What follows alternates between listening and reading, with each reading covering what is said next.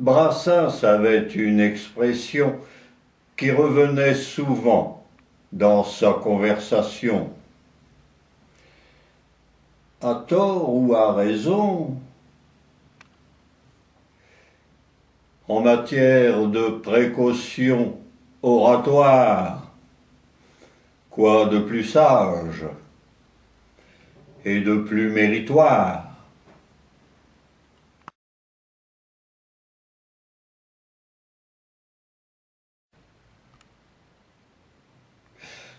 Elle disait grand bien de sa voisine qui faisait, il est vrai, de la bonne cuisine. Et qui ceci, et qui cela, en bref, des qualités en veux-tu, en voilà.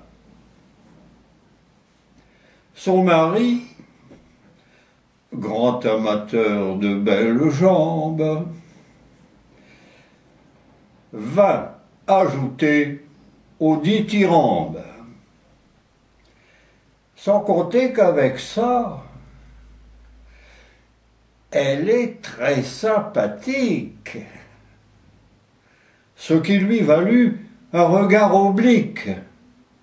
Oui, oui, évidemment. Mais sais-tu qu'il lui manque une dent par devant?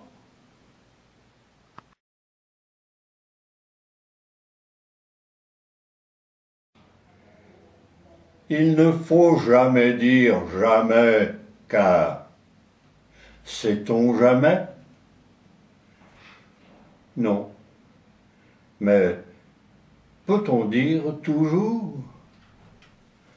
Toujours. Toujours. On peut toujours.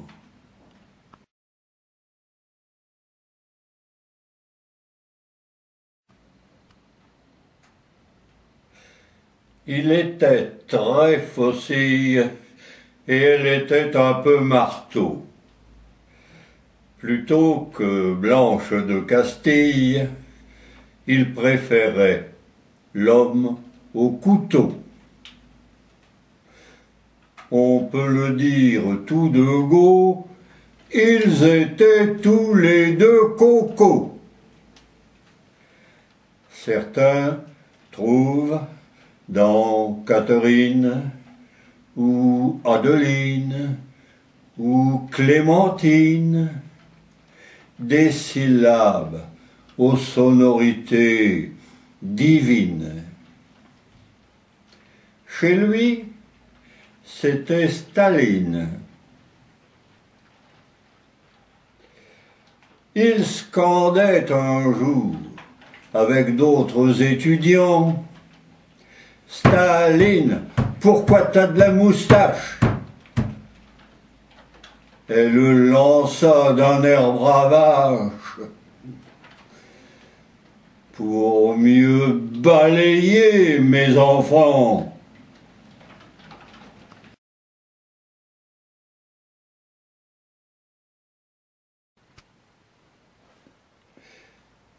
Elle venait de s'éveiller. Je lui ai demandé ce qu'elle préférait. Ou du café, ou un baiser.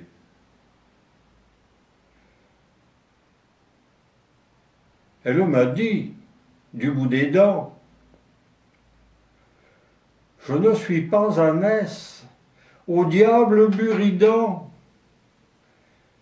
et je ne suis pas schizophrène. Alors, les deux, mon capitaine. »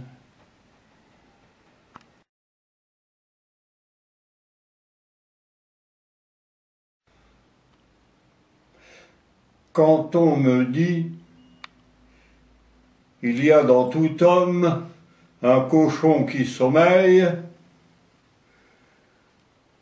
je trouve que c'est pas si con. Mais quand on me dit « Il y a dans toute femme un chameau en éveil, je dis non. Je dis non.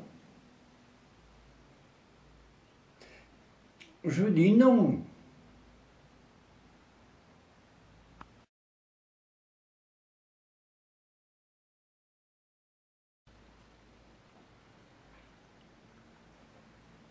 Moi, je n'ai fait que l'entrevoir. Je l'ai croisé sur un trottoir. Il ne portait rien sur la tête. Mais son manteau, ce qu'il était chouette. Oui, c'était quelqu'un. Moi, je l'ai vu dans son auto. Qu'est-ce qu'elle était belle, son auto! Oui, c'était quelqu'un. Moi, je l'ai vu à la télé. Je l'ai même entendu parler. Il était un peu dur de feuilles. Mais il y en avait plein son fauteuil. Oui, c'était quelqu'un. Moi, je n'ai vu que son cercueil. Comme il était grand, son cercueil. Oui, c'était quelqu'un.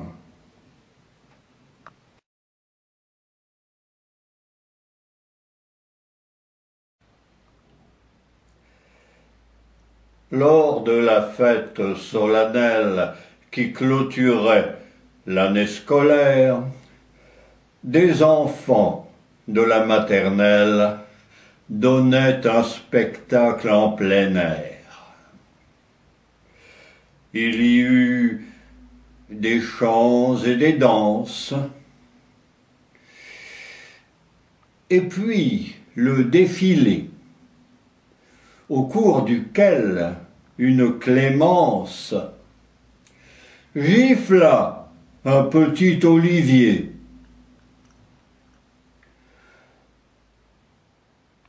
Une voix d'homme s'éleva dans l'assistance. « Eh bien, mon garçon, ça commence !»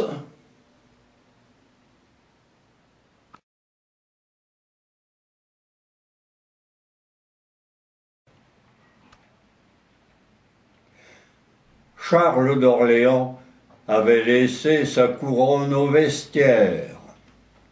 Jean-Baptiste Clément avait enlevé son bonnet phrygien.